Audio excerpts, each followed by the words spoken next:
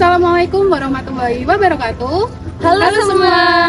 Perkenalkan, kami dari kelompok 2. Kali ini kami akan mengambil video dengan tema 3, yaitu perkembangan emosi, sosial, dan moral. Kelompok kami mengambil konsep role play. Dengan saya, Irma Sani Wafiroh, tim terakhir 098. Kali ini saya berperan sebagai guru, dan rekan saya Zevania Pastisi Bakti dengan tim terakhir 056. Di sini saya berperan sebagai siswa. Selanjutnya, Saya Nuri Afifah dengan tim terakhir 154. Di sini saya berperan sebagai siswa. Saya akan menjelaskan tentang perkembangan emosi dan sosial siswa. Perkembangan emosi dan sosial merupakan aspek penting dalam pembentukan karakter siswa. Menurut Daniel Goleman pada tahun 1955, kecerdasan emosional meliputi memotivasi diri, mengenali diri sendiri dan orang lain, kemudian berempati dan membangun hubungan sosial yang positif. Sedangkan menurut Lev Vygotsky pada tahun 1978, perkembangan sosial dan kognitif anak terjadi melalui interaksi dengan orang lain, termasuk guru dan teman sebaya. Artinya, guru berperan penting dalam membantu mengendalikan emosi dan belajar berinteraksi secara positif melalui kegiatan kelompok, bimbingan, dan juga keteladanan. Dengan demikian, siswa dapat mengembangkan empati, kemudian kerjasama, dan juga kemampuan sosial yang baik di lingkungan sekolah. Baik, selanjutnya saya akan membahas tentang perkembangan moral siswa. Perkembangan moral siswa berkaitan dengan kemampuan siswa dalam membedakan perilaku yang salah dan benar, serta berperilaku sesuai dengan nilai dan norma. Menurut Lawrence Stolberg, perkembangan moral siswa melalui 3 tahap. Tahap yang pertama melalui prakonvensional, yaitu taat karena takut hukuman. Lalu yang kedua melalui tahap konvensional, yang berarti taat karena ingin diterima.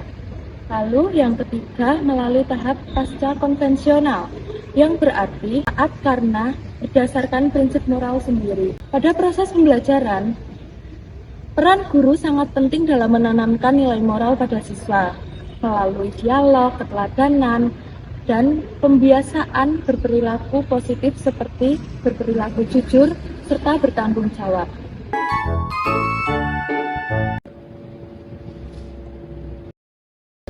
apa sih? Ada apa sih? Kamu kenapa sih? Kamu coret-coret. Gak boleh. Sudah. Kalian tuh jangan ribut ya.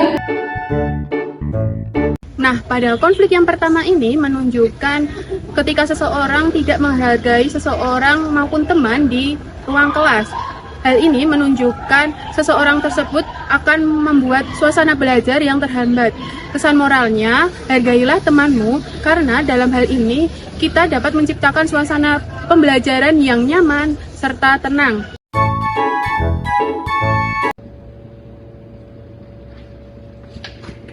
Baik, ini Ibu udah menulis soal ujian. Soal ujian hari ini mengenai konsep dasar ilmu ekonomi. Kalian bisa kerjakan mulai dari sekarang, waktunya 20 menit ya.